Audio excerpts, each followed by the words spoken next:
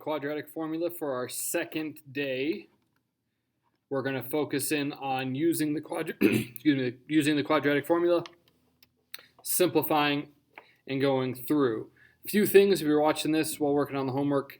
There is a typo on the last problem. It should say 3x, not 3m. Everything else is fine. So the first thing, let's make sure we remember our quadratic formula. X is equal to negative b plus or minus the square root b squared minus 4ac all over 2a. And we use the quadratic formula instead of using any of the other techniques we've learned to solve for our roots.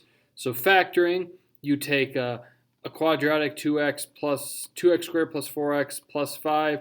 You could boil it down into your two binomials. I'm making this up, so this isn't right. Plus 1, 2x, plus 5. Like this, you'd use your zero product property, and you'd solve from there. Quadratic formula allows us to not have to factor it, especially in case it's not factorable, and we can find our roots. The other way is to graph it and see visually where our parabola crosses the x-axis. So we'd see it crosses there and there. The problem with graphing is if it's a decimal of any kind, we are estimating. Factoring and quadratic formula can get us the exact answers. So we have this thing called the discriminant. The discriminant is the stuff that is underneath the radical. It's the b squared minus the 4ac. And it tells us what type of roots we're going to have and how many of them we're going to have. So we know that x squared will have two roots no matter what, but we don't know if they're real, if they're double roots, which are still classified as real, just a double, or if they're not real. The best part about the discriminant is it is not an extra thing that we have to do. By looking at the discriminant, we are just getting an early jump on the problem. Why it's helpful is if we take the discriminant and it spits out a positive number, doesn't matter what the number is, if it's positive, we know we have two real roots. If it's exactly 0, we have our double root right here. And if it ends up being a negative, we have no real roots, the game is over, we can stop and move on. So let's check the root type, and if it's real, we're going to continue on with the problem. So we're going to take b squared, so that's negative 3 squared. The problems that I've been seeing recently is we're not keeping track of our negatives right over here. Told you that negative inside our square root is the bane of our existence in these problems. So negative 3 squared is 9. Negative 4, 2, and negative 5 gives us positive 40. So our discriminant is 49. That tells us that our roots are real and we should continue on with the problem. So our quadratic formula, x is equal to negative b plus or minus the square root of b squared minus 4ac all over 2a. Lucky for us, we did b squared minus 4ac. So when we plug this in and we get negative 3 plus or minus the square root, we already know the number that's underneath, 49. So doing the discriminant over here wasn't any extra work. It actually is potentially less work if we find out that it's no real roots right there. All over 4. This negative 3 becomes a positive. So in a sense, we don't need this plus sign right here. We can take the square root of 49. Always check to see if the number underneath your radical happens to be perfect, especially on a few of them on the homework. I'm looking at you, 1521. You're perfect. You're 39. Square root of 49, whoops, I don't need this now, is 7 over 4. We can simplify this further, so we're going to split 3 plus 7 over 4. 3 minus 7 over 4. So we have 10 fourths and negative 4 fourths. So x is 5 halves when simplified, or negative 1.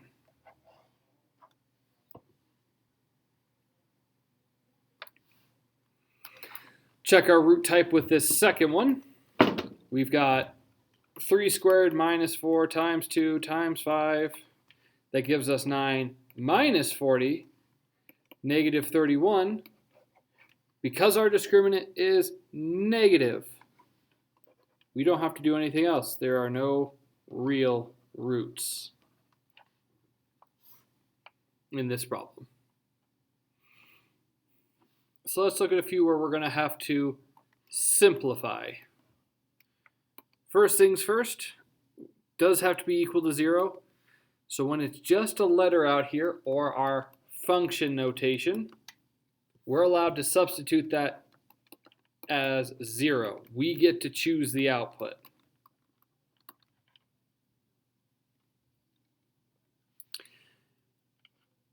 Check our discriminant. Negative 6 quantity squared minus 4 times negative 3 times 5. So that's 36. Negative 4, negative 3 is 12. 12 and 5 is 60. So we have 96. Those are real roots. So now we're going to look at our quadratic formula. We have a negative negative 6 plus or minus the square root of 96 all over negative 6. Bunch of sixes.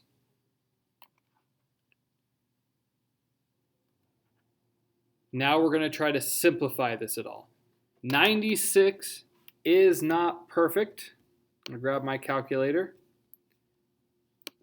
I'm going to double check. For 96, I know it's not perfect, but for some of the larger ones, especially on your homework, just toss it in there. You don't know. It's not perfect, okay. So we're going to try to simplify it. I am going to try every perfect square that I know that is less than 96. So here are all the perfect squares that are less than 96. I'm going to see which one is the largest. Now, some of them I can get rid of right off the bat because I know don't work. 81 won't go into 96. 64 won't go into 96. 49 won't go into 96. I'm not 100% sure on the 36, so I'm going to save it. I know 25 doesn't. 16 might, 9 might, 4 might, and 1 is useless, so I'm going to leave it off. I'm going to check these 4. I want to know which one's the largest. So I got 96 divided by 36. I'm pretty sure this one doesn't work, but you know what? Doesn't hurt? Nope. 96, 16. There it is. I don't even have to try the 9 and the 4 because 16 is larger than both of them. When you check all of them, you would see that the 4 would also work. We only want to take the largest one, so we can split this. I don't know why sometimes this is at the top. I want it at the bottom. Okay. X is equal to 6 plus or minus the square root of 16 times 6 all over negative 6. I can take the square root of 16. That's a 4. 6 is still trapped.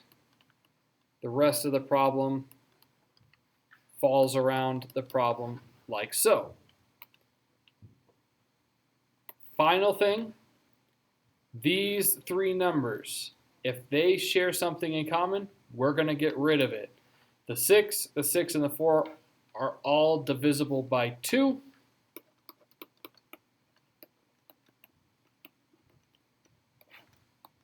You might be wondering, why don't we apply it to the 6? This 6 is protected underneath the radical. You can't touch the 6. The only way you can get to the 6 is if you have a number that's also underneath the radical. Then you can interact with it in different ways. But without that radical, that 6 is protected. And there's our answer. Let's look at this one. Again, it's equal to y, so we're going to just change it to 0. We're allowed to do that. First things first, check that root type. Could save us some time and effort in case it's a negative. So we get negative 12 squared minus 4 times 9. That's 144 minus 144, 0. This is going to be a double root. X is equal to negative b plus or minus the square root of b squared minus 4ac all over 2a. So negative b, so that's negative 12, so that's 12 plus or minus the square root of 0 all over 8. And lucky for us, this 0 just goes away. So we have 12 eighths or 3 halves. And we're done. There's only one answer because it counts for double. Let's try another one where we're going to have to simplify. Let's do this one instead. It doesn't equal 0, so I'm going to subtract 5 from both sides.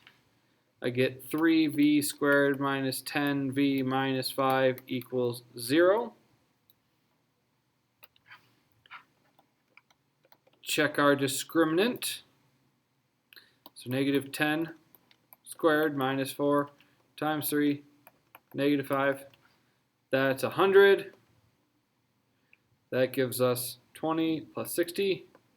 So I have 160. So x is equal to negative b plus or minus the square root of 160 all over 2a.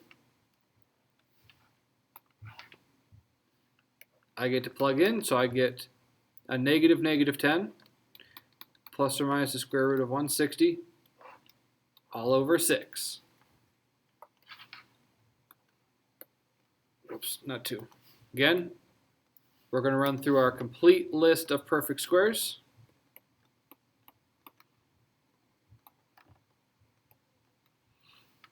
Until I get to 160, I know it's not further than this. 1 doesn't matter. 49, I'm having a feeling that 16 is going to be the largest because I see the 16 right there. If I'm wrong, it just means I'm going to have a few extra simplifying steps. So I have 10 plus or minus the square root of 16 times 10 all over 6. I can take the square root of 16.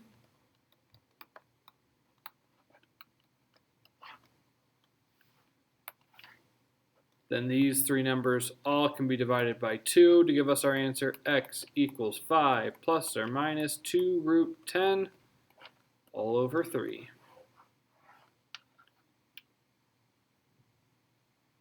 You may be wondering what happens if I didn't choose 16 and I chose 4.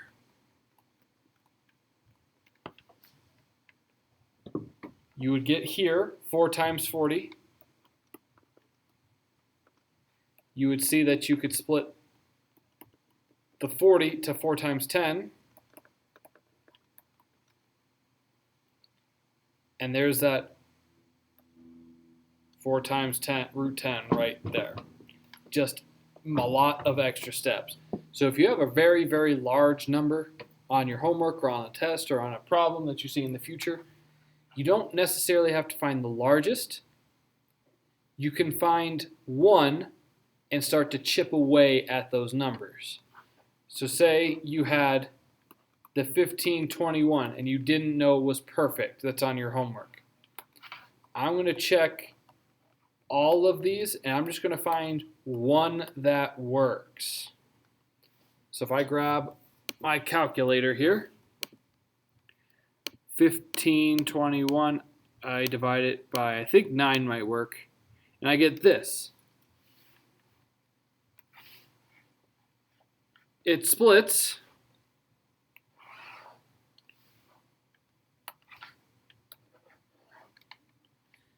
to 9 times 169, and we have 3 root 169 here.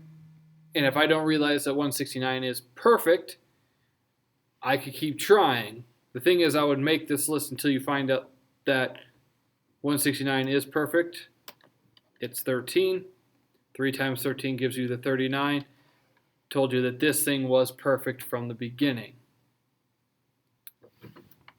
So if you have a very, very large perfect square, again, I'm going to practice another one. I'm going to make one up here.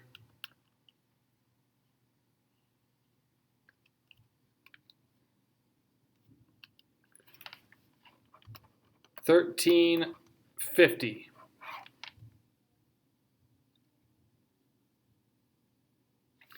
1, 4, 9, 16, 25, 36, 49, so on and so forth. You keep going.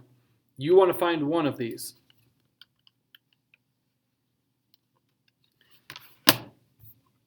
So with that one, where's my calculator? There it is. Okay, 1350 divided by 25. Boom, 54. So I can break this down into 25 times 54. We break down the 54 into 9 times 6. I didn't find the largest perfect square that worked. I just found perfect squares that did work.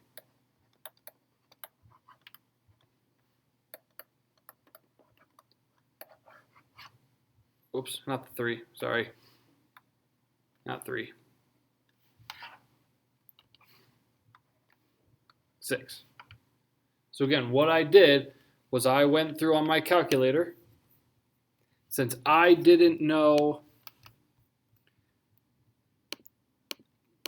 if it was, so first I should have checked if it was perfect or not. Wasn't. So 1350 divided by 1. Well, I'm not going to do that one. 4. Didn't work. 1350 divided by 9. Oh, that would have worked as well. So if we do that one,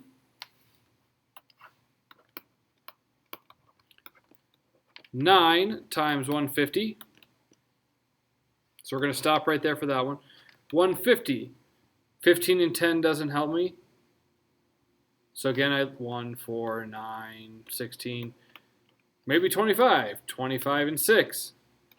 There's your perfect squares just like we found it. The largest one would have been 225 times 6. But if you can't find the largest, just chip away at it. Last problem on your homework looks like this. So remember to make the changes, the m. We need it to equal 0. So what I would do is I would subtract 12, add 4m. We get the 4m squared plus the 4m minus the 12 is equal to 0. And then go from here. We have b squared minus 4ac. 16 minus 4 times negative 12. So we get 4 times 4 times 12. So 16 plus 192. 208. So I have -4 plus or minus the square root of 208 all over 8 is equal to x. First perfect square I can think of that goes into 208.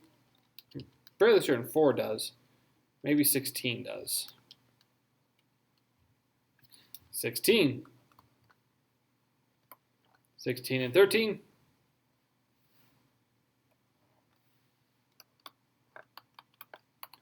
So I can split this 16 times 13. So -4 plus or minus 4 root 13 all over 8.